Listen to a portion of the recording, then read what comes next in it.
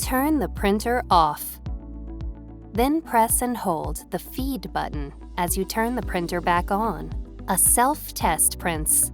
Save the printout, as you will need to include it when you return the old thermal print head. Turn the printer off and remove the power cable. Open the roll paper cover.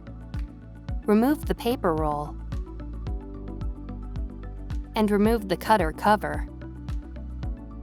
When you're done, close the roll paper cover. Remove these screws.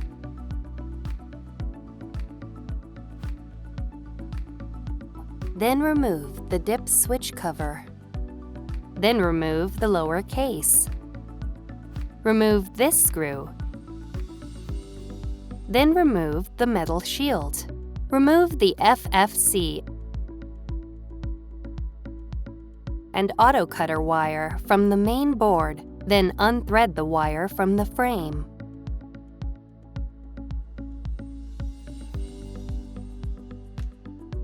Remove these screws. Then remove the Autocutter. Remove these screws. Remove the pressure plate. If the springs detach from the plate, reattach them. Remove the thermal print head.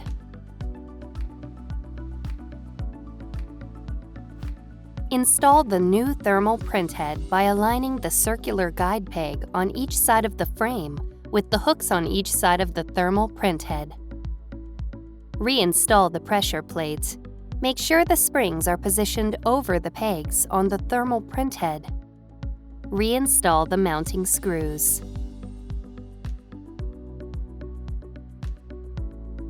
Thread the Autocutter wire through the frame.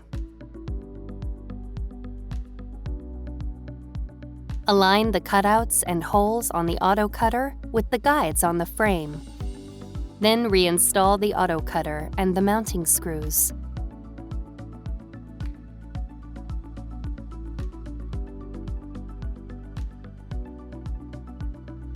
Thread the Autocutter wire through the frame.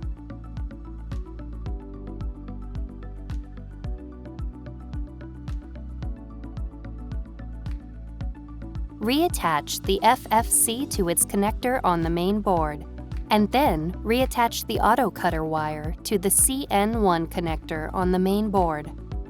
Align the pins on the frame with the holes on the metal shield.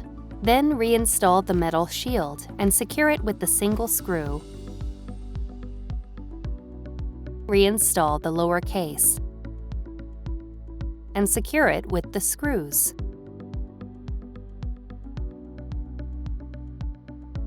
Reinstall the dip switch cover and secure it with the mounting screw. Connect the power cable.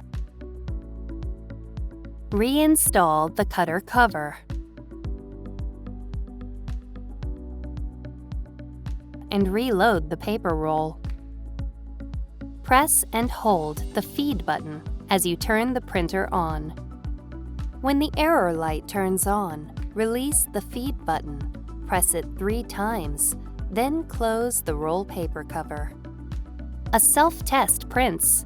Save the printout and turn the printer off. Before you return the old thermal print head, roll all of the self-test printouts around it.